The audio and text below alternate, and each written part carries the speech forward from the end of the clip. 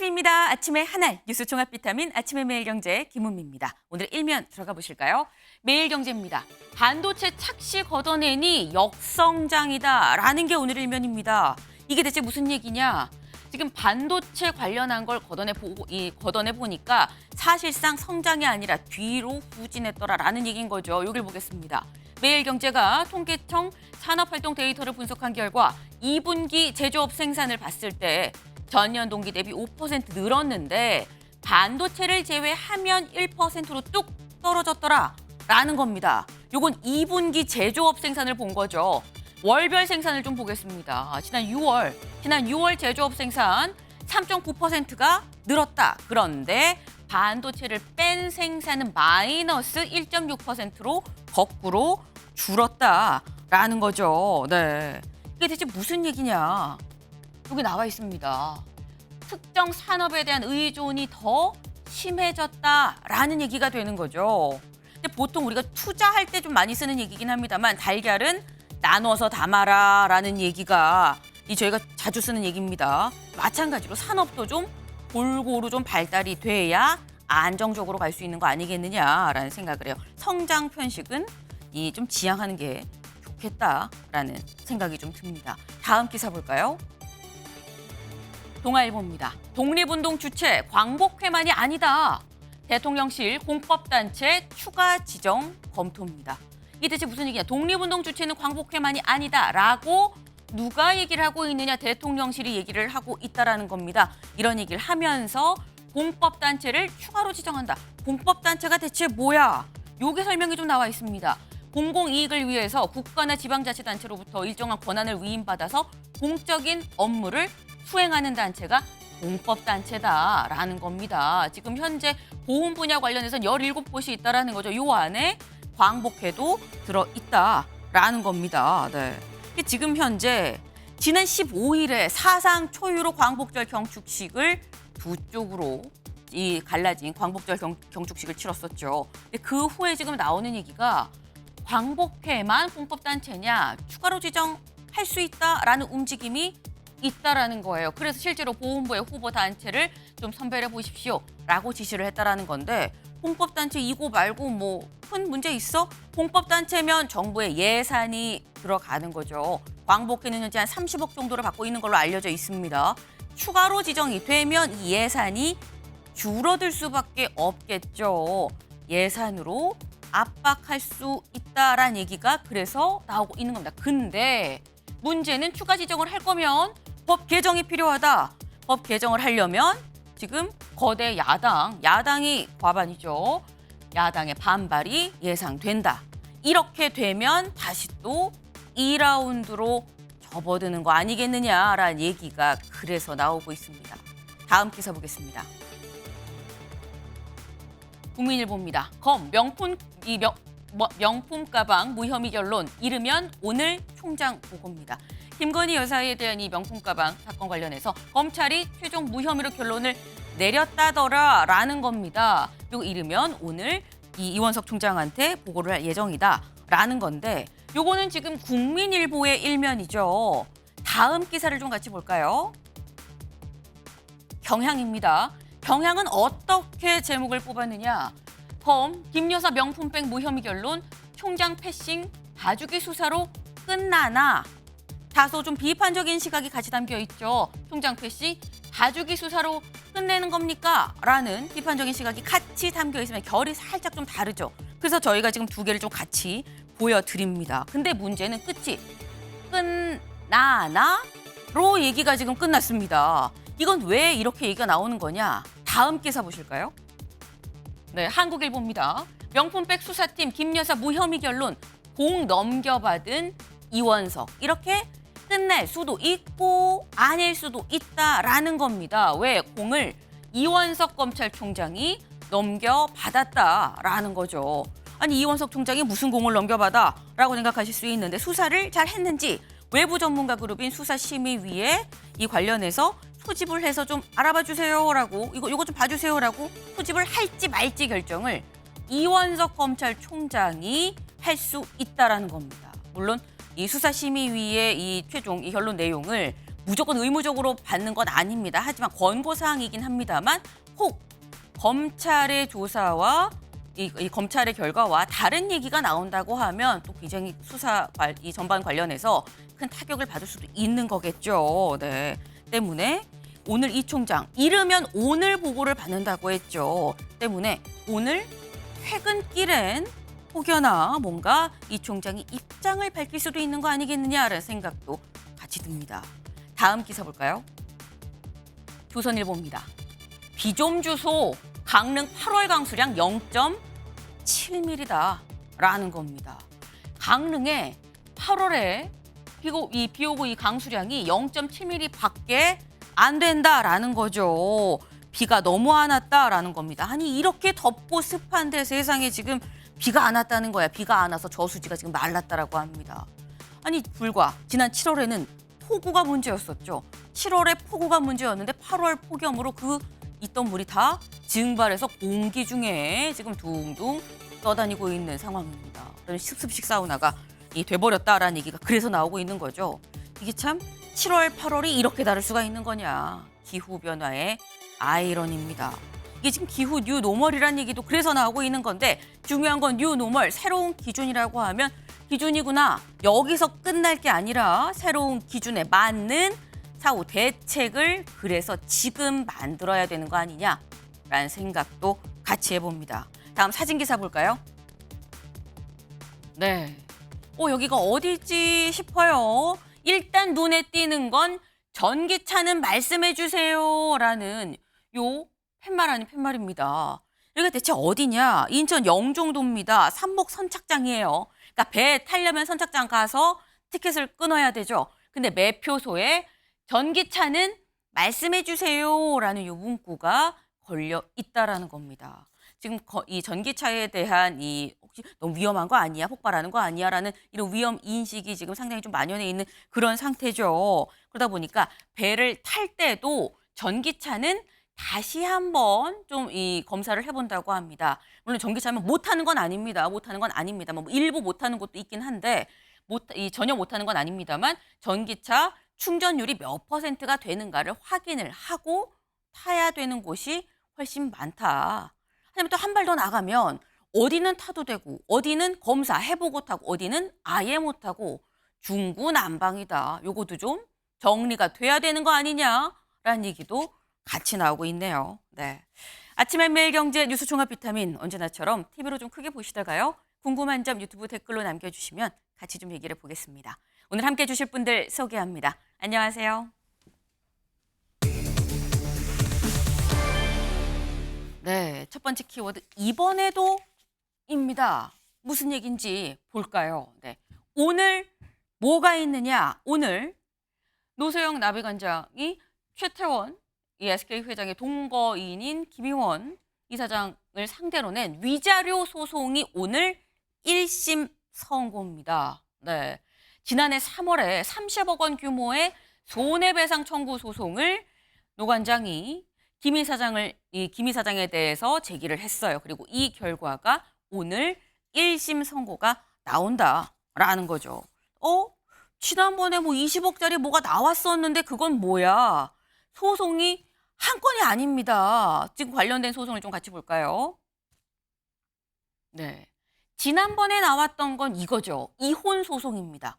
최태원 회장과 이 노소영 나비관장 사이에 있는 이혼 소송이 지난 5월에 나왔었던 거고 여기 항소심 판결이었었어요. 위자료 20억 원, 재산 분할 1조 3,800억 원. 세기의 이혼이다라는 얘기가 그래서 나왔었습니다. 근데 오늘 나오는 건 그거랑 다른 거다라는 거죠.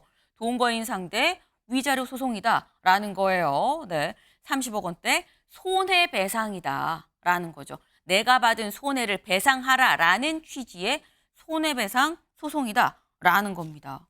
오늘 이제 1심 선고가 있는 건데 궁금한 건 이겁니다. 윤기찬 변호사님. 지금 위자료로 지금 30억을 달라라고 지금 노 관장이 얘기를 했다라는 거거든요. 이 30억 원은 보편적인 금액이다라고 볼 수 있는 겁니까?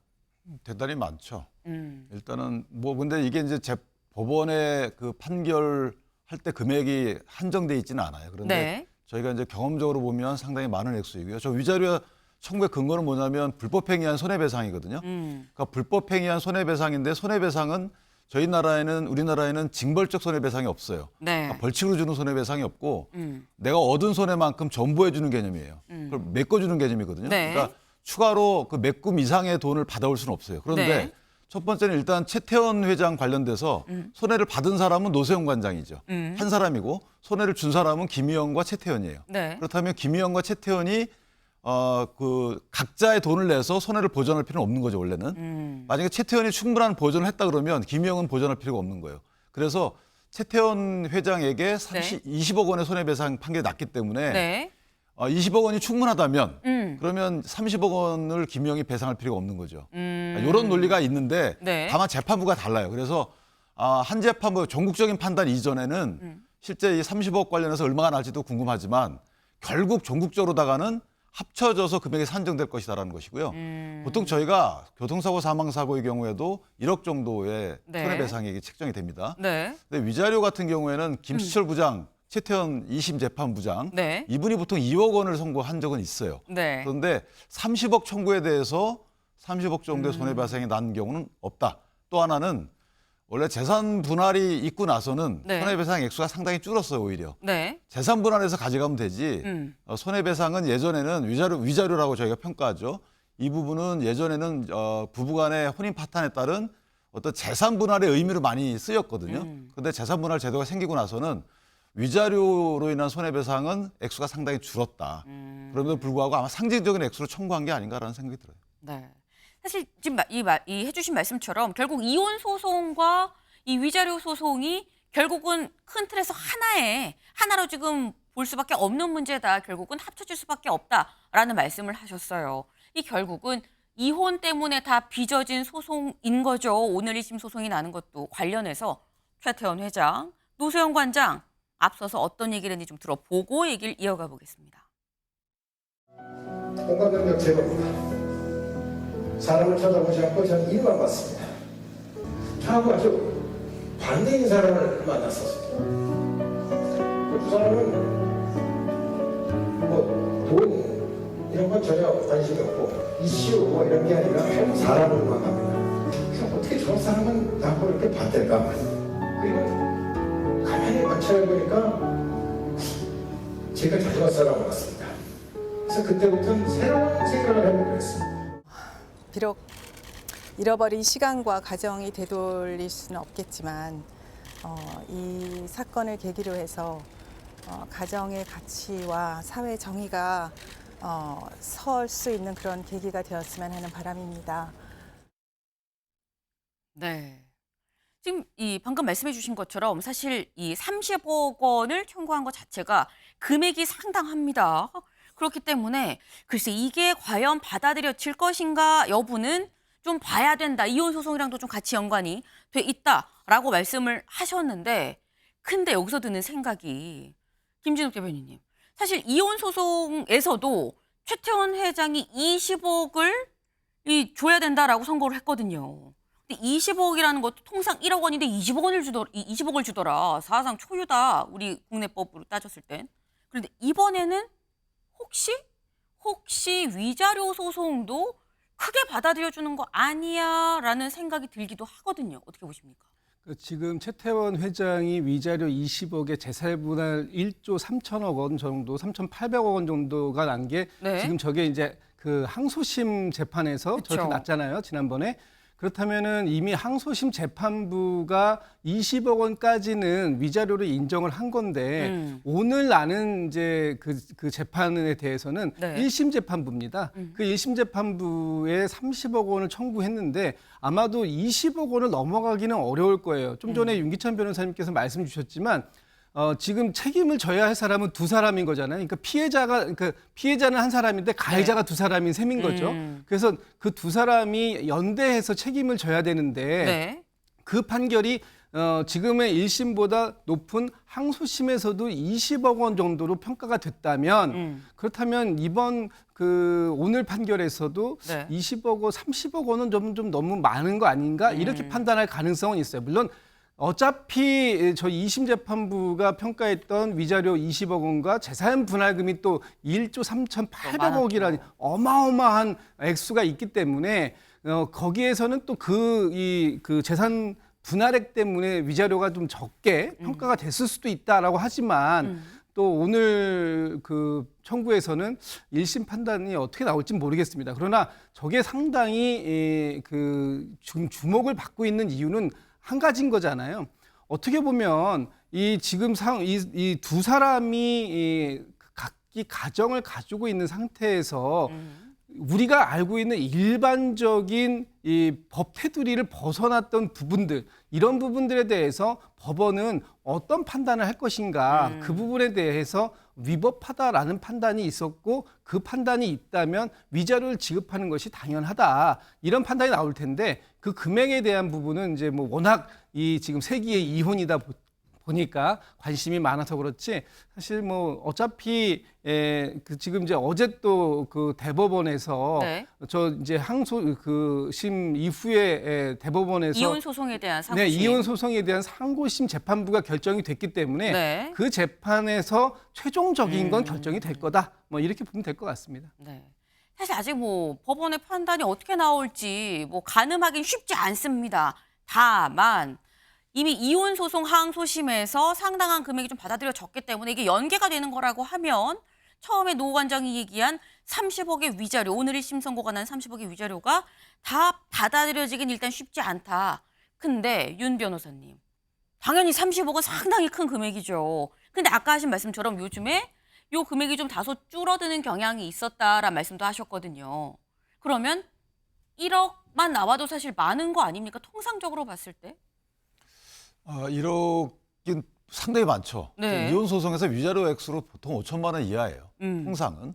왜냐하면 이제 아까 제가 말씀드렸지만 그 예전에 위자료의 기능 자체가 이제 변화가 됐고 재산분할 제도가 도입이 되면서 생활 안정이나 뭐 어떤 경제적인 자유를 주는 측면에서 보면 재산분할 제도로 활용하는 것이지 네. 위자료 부분은 이제 조금 작게 평가해 왔어요.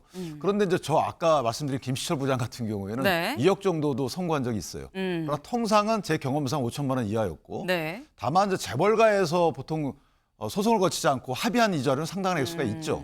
저희가 알려진 것만 해도 꽤 있습니다. 사실 합의기 때문에 또 그거. 그렇죠. 그러나 재판부 통해서 재판을 통해서 확인된 위자료 액수는 1억 이상은 제가 본 적이 없고요. 김시철 부장이 2억 정도만 봤어요. 네. 다만 이 부분은 아까 말씀하신 대로 피해자는 한 명인데 가해자가 두 명이에요. 그런 네. 경우에 보통 저희가 부진적 연대라 해서 니네들 둘이 알아서 얼마를 내라 이렇게 하는 거거든요. 근데 지금 재판이 따로 진행되고 있잖아요. 네. 그렇기 때문에 이걸 어떻게 재판부가 참고할지가 저도 사실 궁금하거든요. 네. 그렇다면 저도 개인적으로 봐서 1억 정도 이하로 나야 되는 거지만 아마 김시철 부장이 20억을 선고했기 때문에 네. 20억을 선고하고 나중에 연대를 붙이는 방향으로. 그러니까 이게 조정으로 가야 되는 건지 저도 이게 잘 모르겠어요. 왜냐하면 네. 하나는 신급이 2심이고 하나는 1심이고 하나는 3급가 있잖아요. 네. 그러니까 이게 합의를 통해서 사실은 노세영 관장과 김희영 씨가 합의를 통해서 또는 조정 외에 조정 당사자를 불러가지고 최태원 회장까지 불러 3자 합의를 통해서 하는 게 사실 제일 나은데 네. 워낙 갭이 커가지고 모르겠습니다. 네.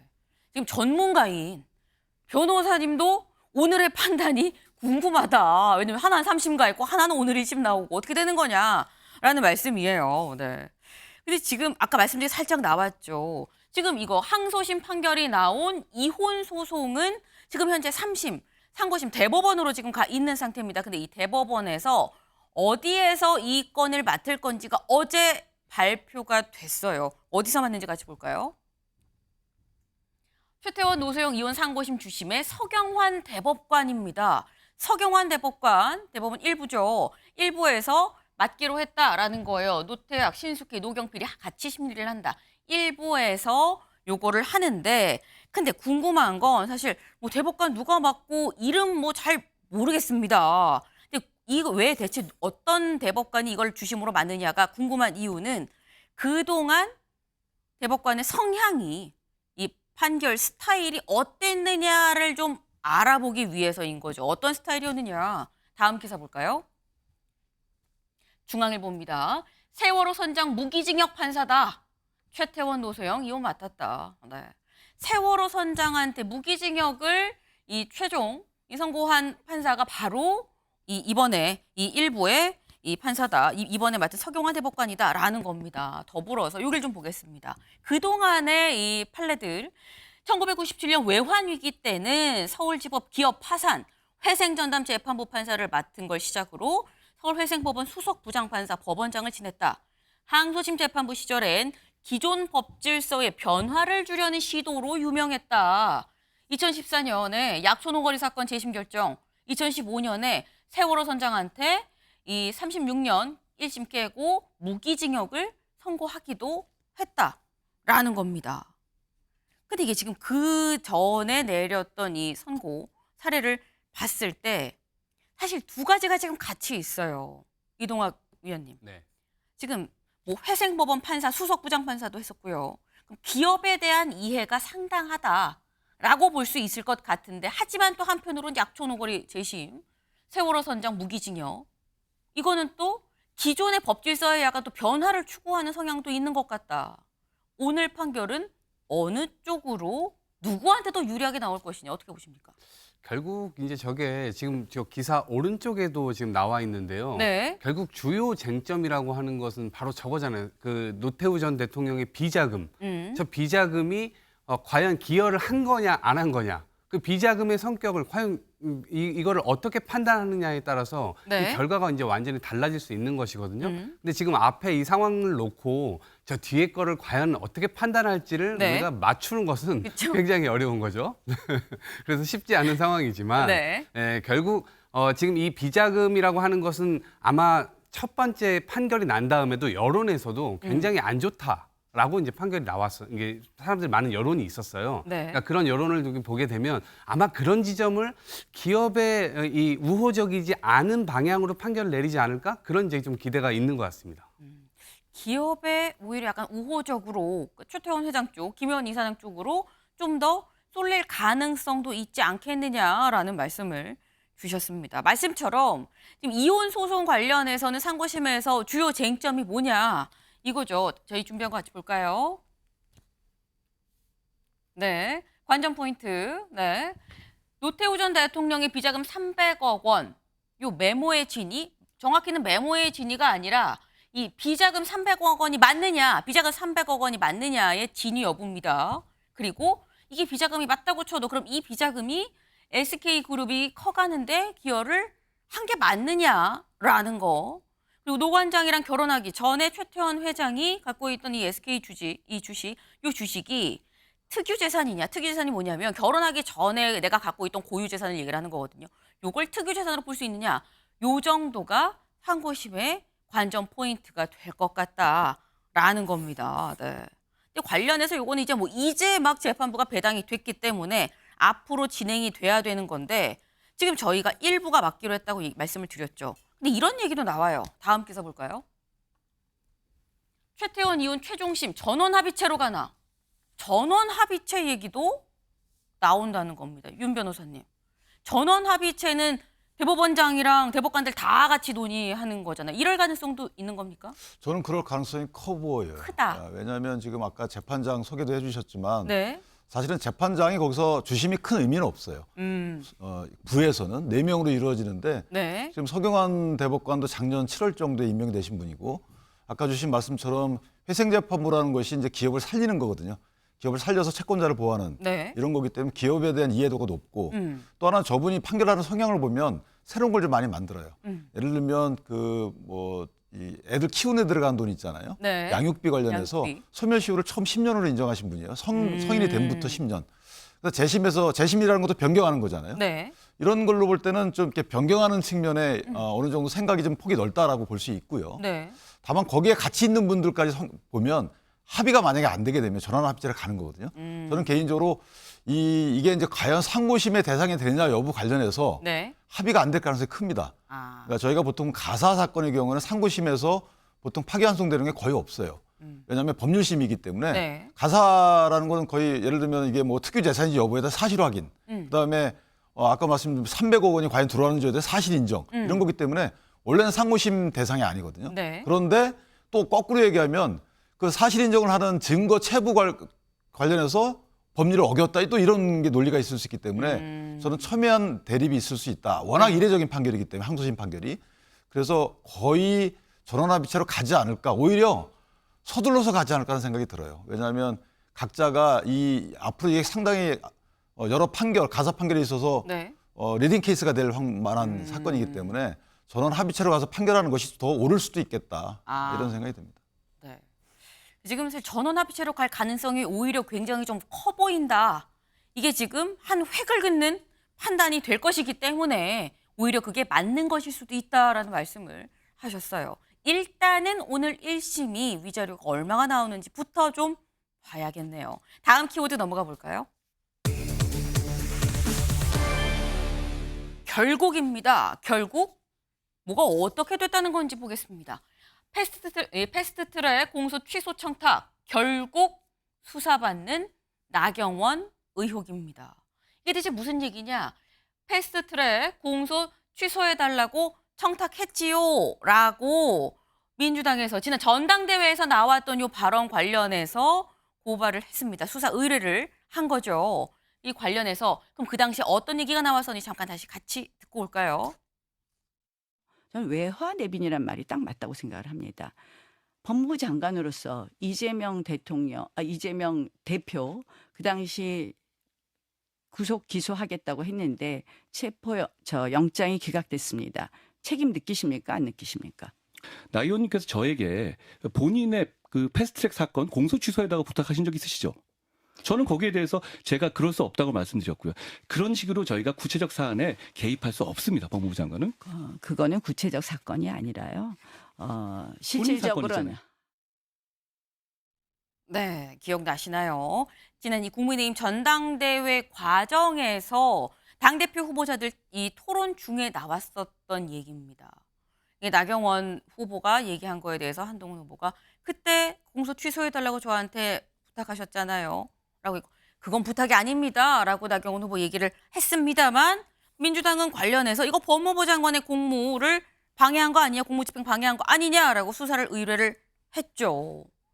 그래서 결국 수사를 받게 됐다라는 거네, 성재준 위원님. 전대는 끝나지만 끝나지 않았다라는 얘기가 나올 법해요. 전대는 끝났죠. 네. 국민의힘 내부적으로는 다 끝났다라고 생각하는 것 같은데 민주당은 국민의힘의 전대가 좀 안 끝났다라고 판단하는 것 같습니다.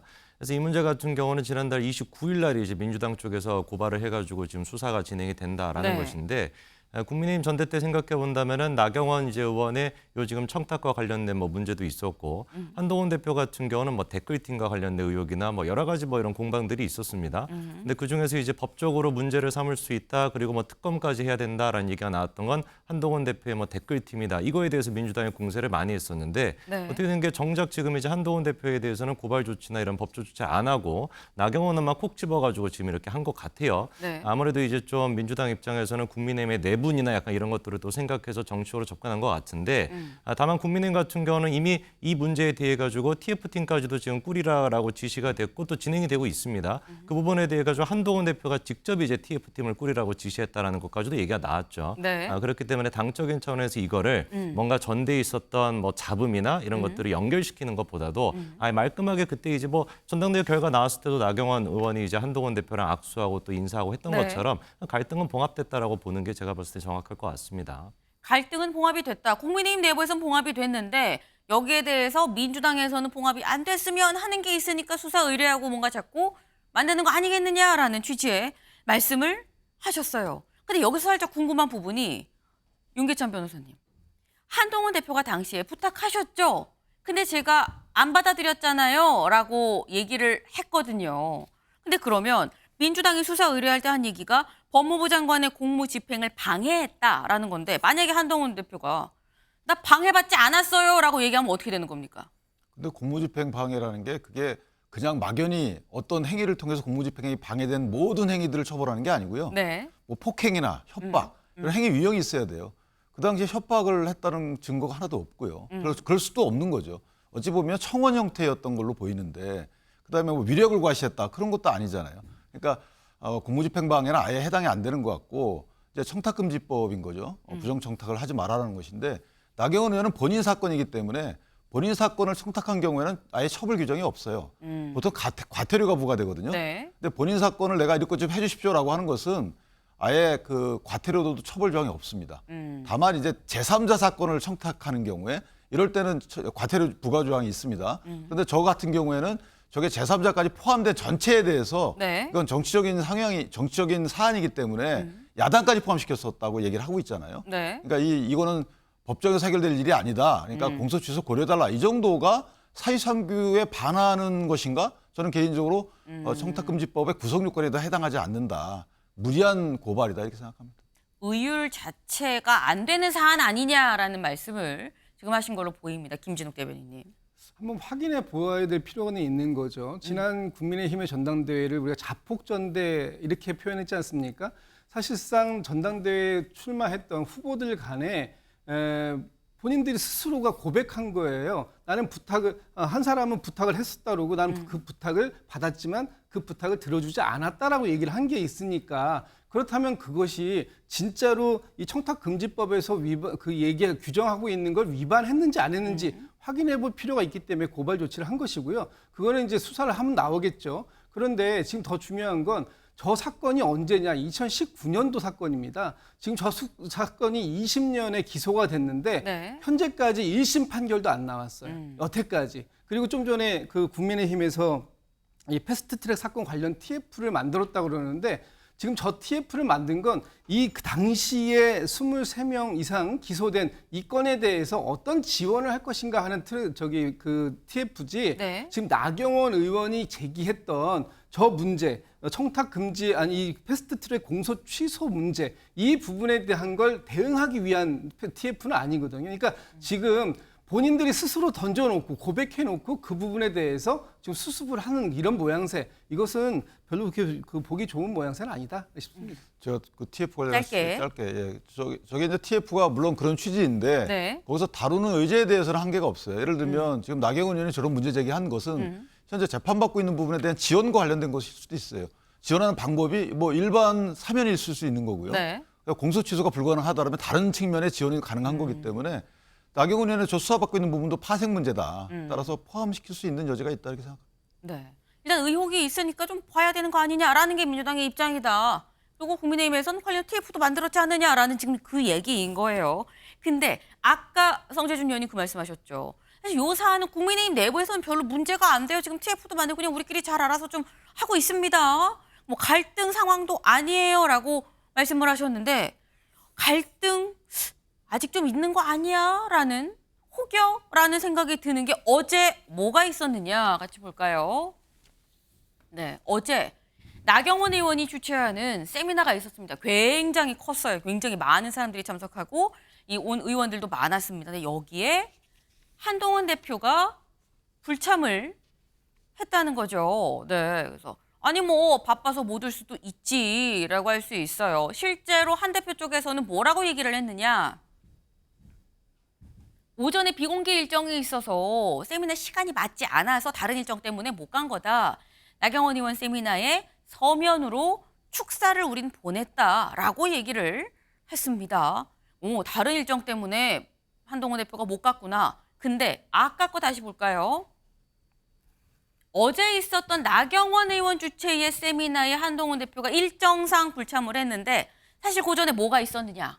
전당대회 끝나고 난 다음에 한동훈 대표가 중진들과 만나는 자리가 있었죠. 4선, 5선, 6선 의원들을 만나는데 여기에 릴레이 오찬회동을 하는데 나경원 의원은 그때 또 불참했었습니다. 그래서 왜 빠졌지라는 얘기가 있었어요. 이 공교롭게 이동학 의원님. 네. 그러니까 이렇게 한동훈 대표가 약간 주재하는 그런 자리에는 나경원 의원이 불참하고 나경원 의원이 주재하는 자리에 한동훈 대표가 불참하고 뭐 있는 거 아니야라는 얘기가 이런 시각이 있을 수도 있어 보입니다. 뒤끝 장렬이죠. 네. 그러니까 왜 그럴 수밖에 없는 게 어제 일정이 크게 두 개 있었거든요. 네. 하나는 이 나경원 의원께서 주최한 토론회가 있었고 또 하나는 한동훈 대표의 최측근이라고 할 수 있는 장동혁 의원이 주최한 토론회가 있었습니다. 또 거긴 가가지고 축사도 하고 실제 본인이 하고 싶은 말도 또 했습니다. 근데 그런 게 비교되면서 한동훈과 나경원의 이 설전이 전당대회 이후에도 계속 이어지고 있구나. 저분들 자꾸 뒤끝이 국민들께 보여지는구나 이렇게 생각을 할 겁니다. 그래서 아직도 한동훈 대표가 당심과 민심을 얻어서 당대표가 됐음에도 불구하고 네. 그 과정에서 벌어졌던 마음들을 받아 안지 못하고 있구나 이런 생각을 하게 되는 것이고요. 최근에 고문단을 또 이게 만나지 만났죠. 않았습니까? 한동훈 대표가. 근데 거기에서도 뭐 한다르크가 돼달라 그리고 소통을 더해달라 이런 주문이 많았어요. 네. 그러니까 한동훈 대표가 사실 이것이 끝났으면 그 앙금들을 좀 풀기 위한 노력이나 이런 것들이 보여졌어야 되는데 그런 모습들이 안 보이니까 뭔가 고립되는 모양새로 계속 가는 것 같다라는 게 내부자들로부터 계속 나오고 있는 겁니다. 그렇게 나오게 되면 결국 국민들은 집권 여당이 계속 불안하게 가는 그 모습을 계속 지켜보고 있으면 뭔가 안 될 것 같다는 생각을 할 수밖에 없게 되겠죠. 그 자체가 아마 민심이 떠나는 계기로 다시 역작용으로 한동훈 대표에게 돌아갈 거예요. 저건 굉장히 위험한 신호라고 보입니다. 네. 성재준 의원님. 지금 뒤끝인 것 같은데 라고 말씀을 하셨거든요. 어떻게 보십니까? 아니 근데 뭐 이런 정치적인 해석은 약간 좀 코에 걸면 코걸이고 귀에 걸면 귀걸이 아닙니까? 뭐 예를 들어 가지고 누구랑 또 뭐 이렇게 좀 친하게 지낸다, 누구랑 또 이제 소통한다면은 또 이제 뭐 아바타다 보다 또 이런 얘기 나올 것이고 그리고 뭔가 자신만의 독자적인 길을 가라, 아바타에서 벗어나라. 그게 민주당 쪽에서 전대 내내 한동훈 대표한테 요구했던 거 아닌가요? 대통령실을 뭐 척을 져라 뭐 이런 식으로. 그렇게 뭔가 좀 소신 있는 모습이나 자기 어떤 길을 가려고 하면은 고립된다라고 하고 이러다 보니까 아바타가 돼야 되는 것인지 고립이 돼야 되는 것인지 뭐 이렇게 좀 답이 없는 그런 상황이 되니까 네. 물론 이제 뭐 맞는 말씀이죠. 한동훈 대표가 지금 이제 당 대표가 된 지 얼마 안 됐기 때문에 여러 이제 중진 의원들과도 소통해야 되는 것이고 그리고 뭐 나경원 지금 이제 의원이나 원희룡 또 전 의원이나 이런 분들과도 소통해야 되는 게 당연히 맞습니다. 네. 그것도 이제 뭐 시간을 갖고 장차 다 해결이 되는 문제이기 때문에 너무 급하게 지금 시점에서 뭐다 이렇게 좀 판단할 문제는 아니라고 봅니다. 한 발 한 발 차근차근 좀 가고 있다. 뭐 다급하게 지금 당장 다 소통을 해야 되고 다 만나야 되고 이런 상황은 아닌 거고 시간이 어느 정도 해결해주는 부분도 있을 거다라는 취지의 말씀이셨어요. 다음 키워드로 넘어가 보겠습니다. 반바지입니다. 날이 덥죠. 반바지 입긴 입어야 되긴 하는데 갑자기 반바지가 왜 나왔느냐라는 거예요. 대표회담 생중계 놓고 설전 여야 실무 협상 이틀째 무산이다. 어제 저희가 이 말씀을 드리면서 그제 사실 만나기로 했는데 어제 말씀드리면서 오늘 만난대요. 오늘 만날 거라고 합니다. 만나기로 했는데 그게 무산됐어요. 신경전 때문에 오늘 만날 거예요 했는데 그것도 무산이 됐다. 그래서 이틀째 무산됐다라는 겁니다. 네.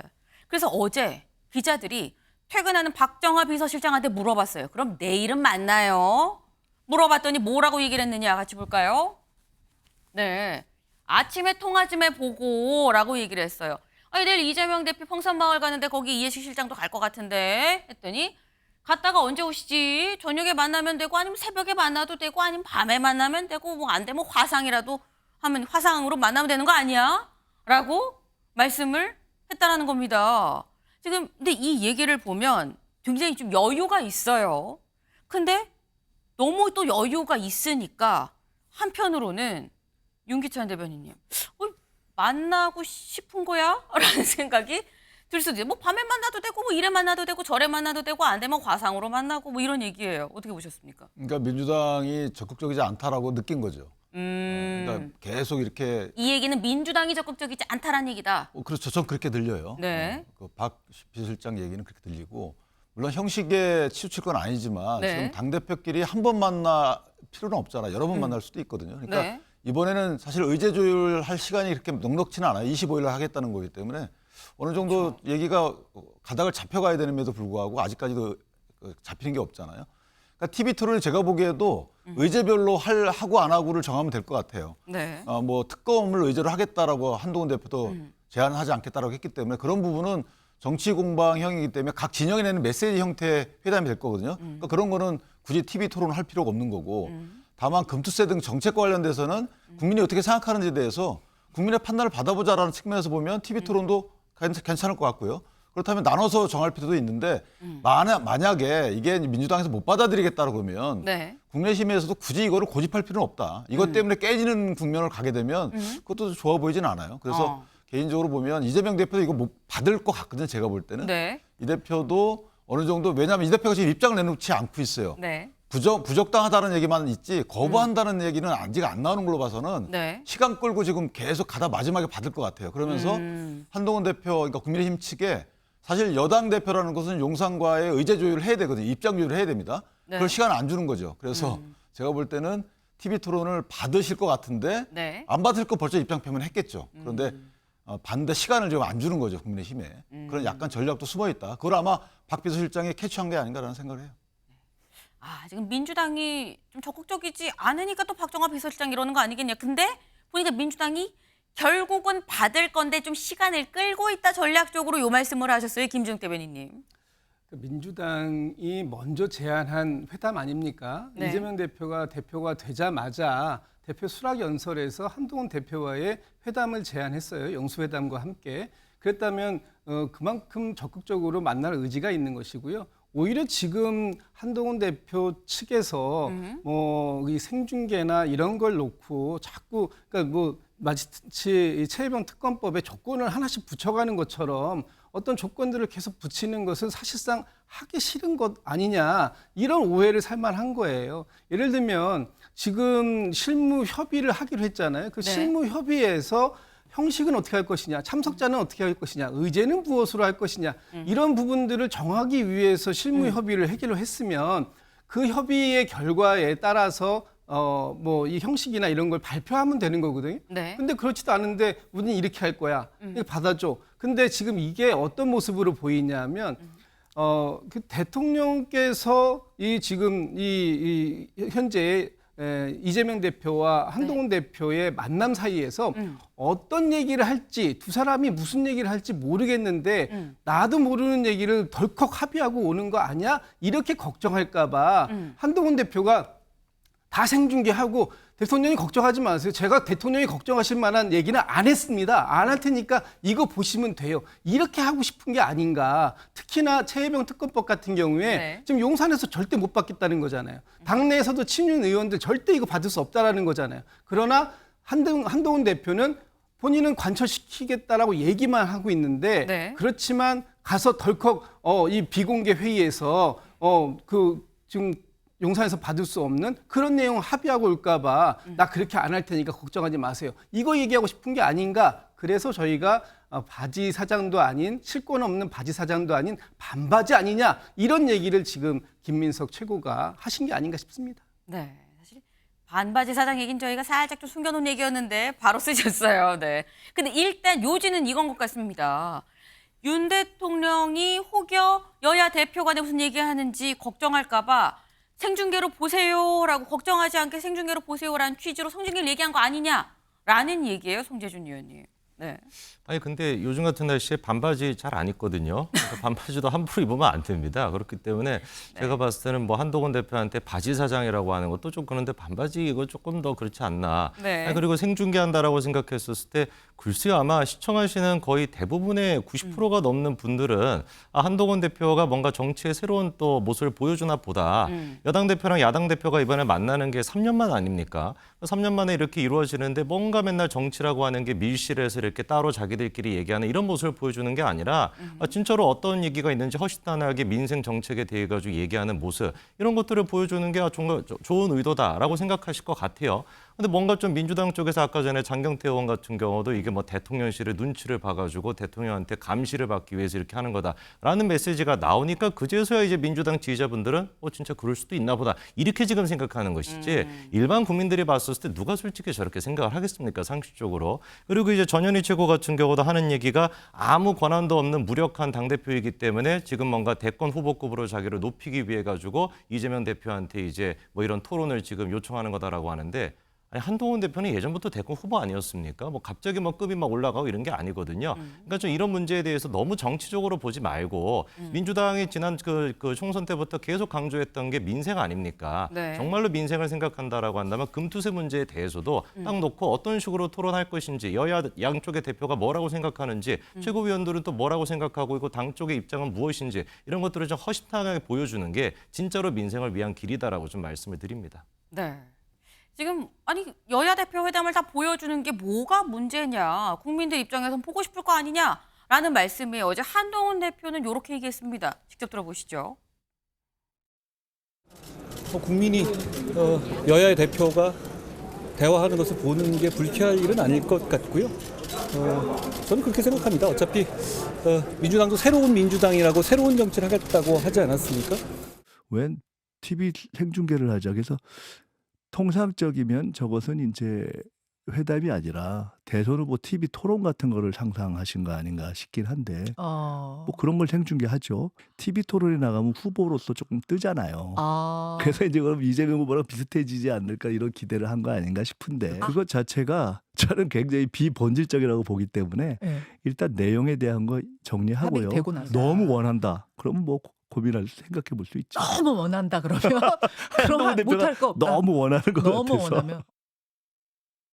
네, 한동훈 대표는 아니 이게 불쾌할 일이냐라고 얘기를 했어요. 근데 김민석 최고위원은 아니 지금 자꾸 생중계하자는 게 같이 생중계하면 뭔가 이재명, 한동훈, 이재명 대표급으로 본인이 되는 것 같아서 지금 그러는 것 같은데 뭐 그렇게 원하면 우리가 해줄 수도 있어요 라는 취지로 약간 도발 아닌 도발을 했습니다. 근데 그 발언보다 좀 더 나간 도발, SNS에 이런 글도 올렸어요. 제목이 반바지의 비애입니다. 실권이 약하면 바지 사장, 더 약하면 반바지 사장. 조건 부처도 민주당이 다 받아주는 게 두렵죠. 그거 들고 돌아갔을 때 자기 당에서 깔까봐라는 글을 올렸어요. 바지 사장도 아니고 반바지 사장 아니냐라는 얘기인 겁니다. 네. 한동훈 대표는 반바지 사장이다. 윤기찬 변호사님 어떻게 보십니까? 저는 그 김민석 최고가 일기 쓴 것 같은데요. 일기다. 본인 최고위원 선출된 지 얼마 안 됐잖아요. 그런데 최고위원 선출 과정, 그 전당대회 과정을 보면 최고위원들이 과연 권한이 있을까요? 일극체제라고 저희가 표현하는 데서 크게 본인들이 다투지도 않던데 본인의 권한을 본인 당내에서 행사할 것에 침착해야지. 그러니까 그 한동훈 대표하고 이제 회담을 추진하는 과정에서 한동훈 대표에 대해서 힘없는 대표다라고 깎아내리는 것이 회담에 어떤 의미가 있을까요? 저는 이재명 대표 입장에서도 보면 만약에 한동훈 대표는 지금 힘없는 대표이기 때문에 나는 그냥 바톤만 받아가지고 영수회담으로 간다. 이게 국민의힘의 지금 시각이거든요. 이 시각에 대해서 명분을 주는 발언이에요. 그러니까 한동훈 대표 입장에서 보면 그러면 실질적인 회담을 하자. 그럼 토론이 제일 적격 아니겠습니까? 실질적인 회담하는 모습을 보여주는 것이. 그것이 한동훈 대표한테 명분을 주는 것이고 또 하나는 뭐 대통령에게 그대로 있는 그대로를 보여주기 위해서 회담 제안했다. 이것도 사실은 모욕이죠. 모욕적인 멘트죠. 그렇게 말씀하시면 안 되는 거고 혹시나 만약에 한동훈 대표가 나 토론 통해서 좀 뜰래? 그러면 어떻습니까? 다 그렇게 하는 거 아니겠어요? 거기서 국민을 위해서 정책을 내걸고 국민을 위한 공명심이 있는 토론이 되면 되는 것이지 어떤 다른 정치인들처럼 본인을 위해서 정치하는 분보다 훨씬 나은 거 아니겠어요? 그러니까 어떤 기회를 만들고 그 기회에 내가 이런 사람이다라는 것을 국민께 보여주는 그것이 왜 정치의 본질인데 왜 그걸 비본질이라고 할까요? 저는 개인적으로 이해가 안 가는데요. 네, 지금 김민석 수석 최고위원이 자기 얘기하는 거 아닙니까? 라는 취지로 말씀하셨어요. 본인이 바지 사장처럼 사실은 실권이 없는 최고위원이니까 지금 그걸 좀 얘기하는 거 아니야? 라는 식으로 지금 공격적인 말씀을 또 해주셨는데 사실 국민의힘에서는 뭐라고 얘기를 하느냐. 곽규택 수석 대변인이 어제 이런 논평을 내놨습니다. 뭐라고 했느냐. 볼까요? 작년 이재명 대표와 올해 이재명 대표가 다른 사람입니까? 1년 만에 왜 입장이 달라졌습니까? 라고 얘기했어요. 이건 또 무슨 얘기야? 작년에 뭐가 어땠는데? 직접 들어보시죠. 저는 국회 로텐더홀에 의자 하나 놓고 책상 하나 놓고 그냥 만인이 보는 가운데서 허심탄회하게 대화하길 바랍니다. 거기서 편하게 정말 이 현재 현안이 무엇이고 또 이 어려운 국면을 우리 국민들의 어려운 상황을 타개하기 위해서 필요한 일이 무엇인지에 대해서 정말 허심탄회하게 신속하게 대화하게 되기를 기대합니다. 네, 지금 이재명 대표가 얘기를 하죠. 그냥 뭐 로텐더홀에 뭐 책상 하나 같은 거 하나 놓고 그냥 허심탄회하게 다 보는 데서 좀 얘기를 합시다라고 얘기를 했었는데 저게 언제냐? 작년 6월 그때는 김기현 대표 때의 얘기입니다. 그럼 이동학 위원님. 네. 아니 김기현 대표 때는 로텐더홀에서 우리 다 터놓고 다 보는 데서 얘기합시다라고 하더니 왜 한동훈 대표가 생중계 얘기하니까 이거는 안 받느냐라는 얘기가 나올 수 있어요. 상황이 좀 달라진 게요. 네. 지금 대통령 임기 시작되고 난 다음에 2년 동안 범죄자니 뭐 범죄 혐의자니 이런 얘기를 씌워놓고 한 번도 만나지 않았지 않습니까? 네. 그러니까 만나는 것 자체가 굉장히 중요한 화두였습니다. 그런데 총선이 딱 지나고 나서 굉장히 큰 심판을 여당이 받았잖아요. 그리고 대통령이 그 순간을 모면하기 위해서 야당 대표 한 번 만났어요. 그리고 난 다음에 또다시 여타의 어떤 행동이 없습니다. 근데 그런 상황에서 지금은요. 지금 정말 민생이 어렵고 이건 말로만 하는 게 아니라 뉴스에서 매일매일 쏟아지는 게 바로 그런 뉴스들입니다. 그런데 이 부분을 과연 정치가 해결하고 있느냐 이런 지점에 대해서 답을 해야 됩니다. 그런데 이 한동훈 대표가 지금 접근하는 방식은 네. 그냥 국민들께서 만나는 모습 자체를 보여주기 위한 것으로 접근하고 있는 거 아니냐. 이러한 것이 굉장히 큰 의문점이 드는 방식이고요. 뭐 사실 그럴 수밖에 없다라고 하는 것도 이해가 돼요. 뭐 바지 사장이든 반바지 사장이든 저는 그거보다는 어찌됐건 한동훈 대표 스스로가 여당의 이 원내를 뚫을 수 있느냐 그리고 대통령을 뚫을 수 있느냐 그 이후에 야당까지 뚫어내서 뭔가를 실제 이뤄낼 수 있는 실권을 갖고 있느냐 여기에 대해서는 야당뿐만 아니라 국민들도 굉장히 큰 의문을 갖고 계실 거예요. 그런 점에서 뭔가를 해내려고 한다면 서로 협상이 돼야 될 거 아닙니까? 그러면 국민들이 다 보는 TV 앞에서 네. 과연 무슨 협상을 할 수 있겠습니까? 자기가 속에 있는 말도 해야 되고 가지고 있는 카드들을 보여줘야 되거든요. 그 과정에서 내가 이걸 양보하고 당신이 이걸 양보하고 이건 국민들 앞에 발표합시다까지 가려면 네. 사실 이 공개 토론보다는 비공개장에서 훨씬 더 얘기할 수 있는 여지가 커지죠. 그리고 보통 이런 얘기도 있지 않습니까? 소세지가 공장에서 만들어지는 과정에서 그걸 본다면 소세지를 먹을 수 있는 사람 아무도 없다. 그러니까 소세지 공장을 굳이 국민들께서 보실 필요 없는 거예요. 네. 그래서 여기서 실제로 여야 대표가 딱 만나가지고 지금 실제 필요한 의료개혁이라든지 실제 필요한 역할들 이런 것들을 통해서 결과물을 가지고 나온다면 국민들은 다 박수 쳐줄 겁니다. 그리고 거기에서 여야 대표가 내놓은 결과물들을 대통령이 또 받는다면 여당 대표, 야당 대표, 대통령 모두가 승리하고요. 그 승리는요 결국 국민들에게까지 가는 거예요. 이 승리를 보고 싶은 겁니다. 네, 자칫 소시지 공장에서 항의가 올 수도 있어서 부연으로 말씀을 드리면 이게 아무래도 소시지를 만들 때 이 뭐 살코기도 필요하고 뭐 피도 필요하고 이런 부분이 있죠. 그러니까 적나라하게 보여지는 면들을 강조하기 위해서 그 부분을 좀 쓰신 겁니다. 이게 뭐 이상하다 이런 취지로 지금 쓴 게 아니에요. 아무튼 요지는 이겁니다. 물 밑에 이런 세세하고 디테일한 굳이 알고 싶지 않은 부분까지도 보는 게 과연 좋은 것이냐. 다 보면 소시지 만들어지겠냐. 뭐 이런 얘기신 거거든요. 송재준 의원님. 저는 근데 그 소시지 좀 보고 싶은데요. 네. 그리고 요즘 같은 경우는 소시지 어떻게 만들어지는지 많이 좀 관찰도 되고 보도도 되고 뭐 되지 않습니까? 그러니까 네. 정치라고 하는 것이 지금까지 그게 관리였다라고 한다면 이제는 그 관리를 좀 깨야 되는 시점이 아닌가라는 생각이 들어요. 그러니까 밀실에서 정치인들이 아까 얘기하신 것처럼 물론 그런 부분도 필요하겠죠. 뭐 이렇게 좀 공개가 되지 못할 법한 그런 얘기도 있을 것이고 그런 것들이 어련히 뭐 알아서 다 그거를 절제해가지고 얘기를 하시겠죠. 이재명 대표 같은 경우도 지방자치단체장을 갖다가 뭐 10년 넘게 하셨던 분인데 그런 걸 모르시겠습니까? 그렇기 때문에 아까 전에 얘기가 나왔던 것처럼 왜 도대체 김기현 대표 때는 저렇게 이제 비공개로 하지 말고 공개적으로 만나자. 의자 하나 뭐 갖다 놓고 책상 하나 갖다 놓고 만나자라고 하셨던 분이 왜 갑자기 1년 사이에 저렇게 바뀌었을까? 그래서 제가 봤을 때는 그거에 대해서 일반 국민들은 뭔가 좀 김기현 대표 같은 경우는 할 만했고 한동훈 대표 같은 경우는 할 만하지 않으니까 뭔가 저렇게 좀 주춤거리시는 거 아닐까라고 생각하시지는 않을까 하는 생각이 들기 때문에 네. 우리 이재명 대표께서도 그런 것들을 오히려 좀 불식시키기 위해서라도 저 장기가 이제 토론하시는 거 아니겠습니까? 네. 그런 것들을 충분히 살려가지고 한동훈 대표는 민생에 대해서 적극적으로 토론하는 모습 보여주셨으면 좋겠습니다.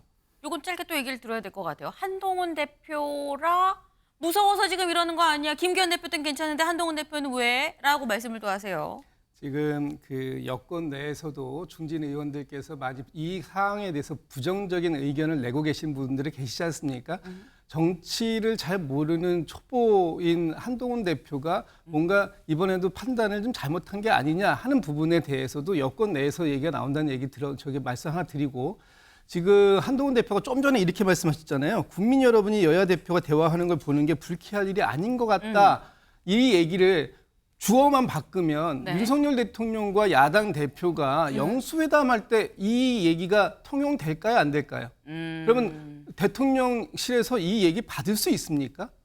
아마 저는 이걸 할 수 없어서가 아니에요. 토론의 능력, 누구보다도 이재명 대표는 지금 수없이 많은 토론을 거쳐서 네. 현재 자리에 와 있는 사람입니다. 당대표가 되신 분이고 네. 대선 후보를 역임하신 분이에요. 그리고 단체장이라든지 여러 가지 이 행정 경험도 많기 때문에 네. 얼마든지 토론에 응할 수 있어요. 그러나 이번 회담의 목적이 뭐인가 보면 어떤 자기 주장을 상대방에게 주입시키기 위한 토론이 아니라 뭔가 생산적인 결과를 얻어내기 위한, 만들어내기 위한 회담을 제안한 것이고 그 회담의 목적을 맞게 가자라는 취지에서 일단 좀 이 생방송으로 중계하는 거에 대해서 네.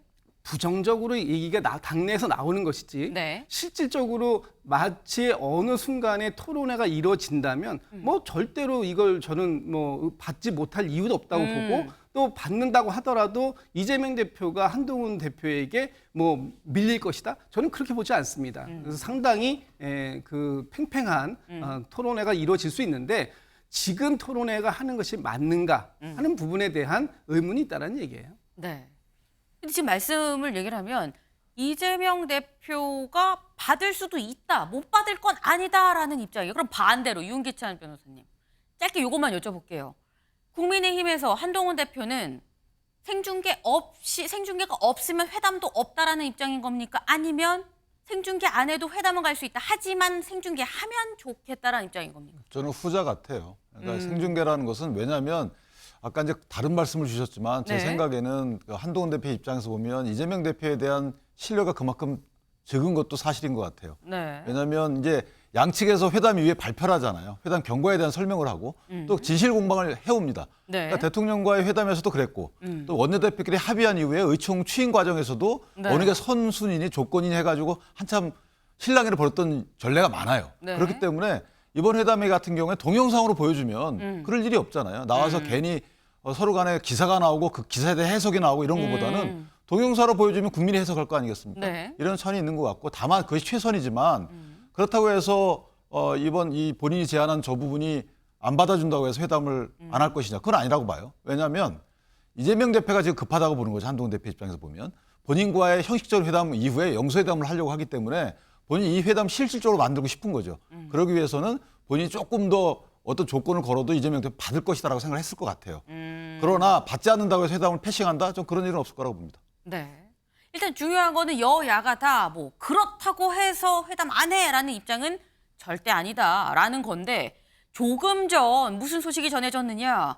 이재명 대표가 코로나19에 걸렸다. 코로나19 양성 반응이 나왔습니다라는 당에 이 알림이 왔어요. 그래서 방역 지침에 따라 자가격리에 들어가게 됐다. 이에 따라서 오늘 원래대로면 양산에 문재인 전 대통령 지도부 새로 이 뽑힌 지도부랑 같이 갈 예정이었었죠.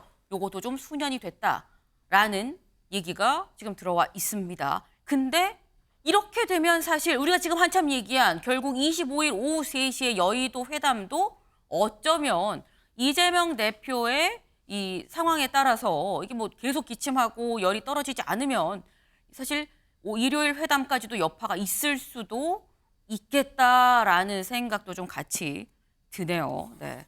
좀 봐야 될 것 같습니다. 여러 가지 좀 변수가 튀어나오고 있네요. 그 XX입니다. 네, X가 뭔지는 알 수가 없습니다만 일단 봤을 때 좋은 얘기 같지는 않구나라는 느낌은 받으실 거예요. 이게 대체 무슨 얘기냐? 김정은 호칭은 그 XX, 살기 위해 충성하는 척이라고 이게 직접 인용을 한 거죠.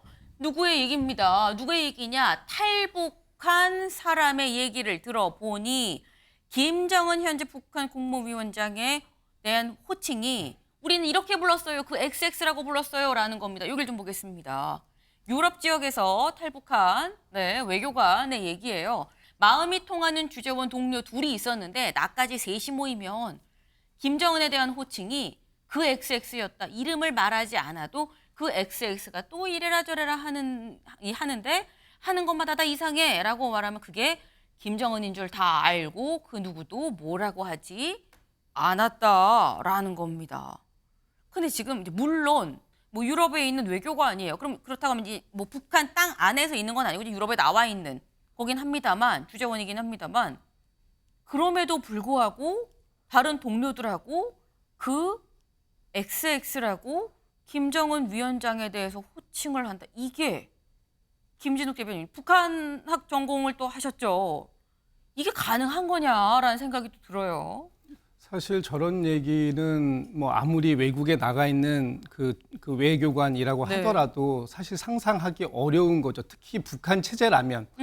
그런데 지금 저런 얘기가 공공연하게 있었다라는 것은 그만큼 북한 어떤 이 정권에 대한 이 이반 현상이 좀 심화되고 있는 거 아니냐 이렇게 볼 수 있는 거고요.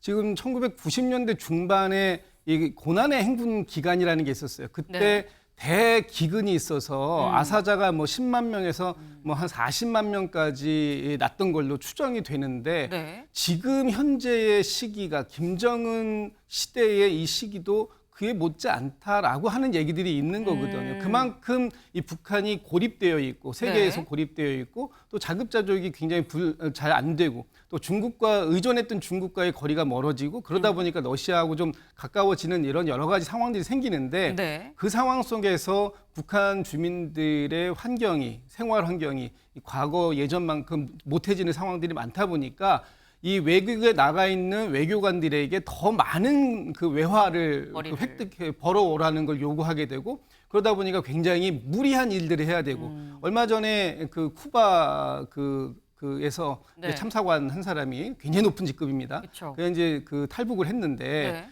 그 분도 하는 얘기가 그런 거잖아요. 본인들이 외화벌이에 그 일조하는 그런 그 기계에 불과했다 이런 얘기들인데 그런 부분들이 굉장히 많은 불만을 지금 만들어내고 있다 이렇게 보여집니다.